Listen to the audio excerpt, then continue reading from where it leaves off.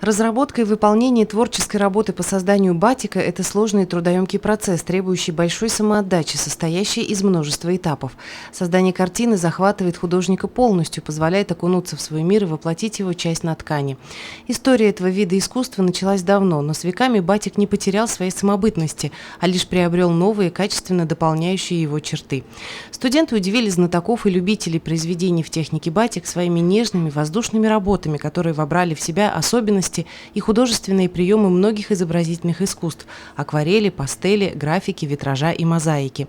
Сочетание этих приемов и многообразие специальных средств позволяет создавать яркие и гротесковые шелковые панно, лиричные картины на шелке, современные аксессуары, одежду и предметы интерьера.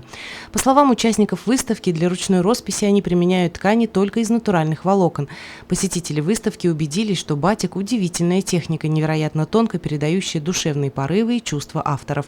Понравившиеся работы можно приобрести в личное пользование. Шелковые изделия добавят душевного тепла и преподнесут букет ярких впечатлений.